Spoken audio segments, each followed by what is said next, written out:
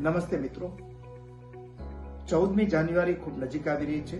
આ દિવસે મકર સંક્રાંતિ નિમિત્તે એમના આગળ પાછળના દિવસોમાં ગુજરાતવાસીઓ દાયકાઓથી નહીં, સેન્ચુરીથી, સદીઓથી પતંગ ઉત્સવનો આનંદ માણતા આવ્યા છે.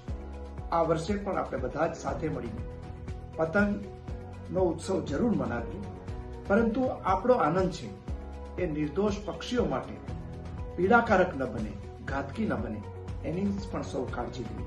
આ માટે મારી આપ સૌને વિનંતી છે કે આપણે સૌ કોઈ નાયલોનની દોરી ન વાપરીએ, ચાઇનીઝ દોરી ન વાપરીએ, અને જે દોરીઓ કે બીજું કઈ હોય એનો તરત જ નિકાલ કરીએ.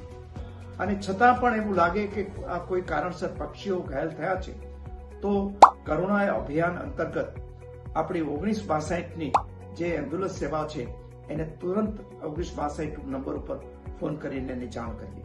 આ વખતે આપણે બધા જ ગુજરાતના નાગરિકો, સરકાર સાથે મળીને આપણે વધુમાં વધુ આ આનંદ મેળવવાની સાથે જે આ પક્ષીઓ, નિર્દોષ પક્ષીઓ ન મળે એના માટે થઈ અને કરુણા અભિયાન ચલાવવાનું નક્કી કર્યું છે. એમાં પશુપાલન વિભાગ, વન વિભાગ અને સ્વૈચ્છિક સંસ્થાઓ અને સ્વયંસેવકો કામ કરશે.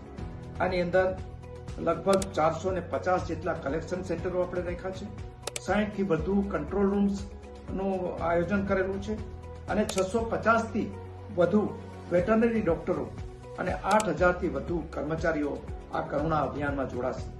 આપ પણ આ કરુણા અભિયાનમાં જોડાઈને આવી ઘટના બને, પક્ષી ઘાયલ થવાની, તો 1962 નંબર ઉપર ફોન કરજો.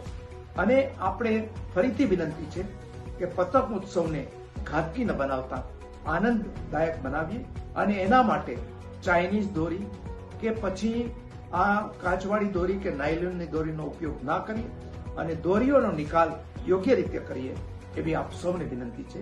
નમસ્તે.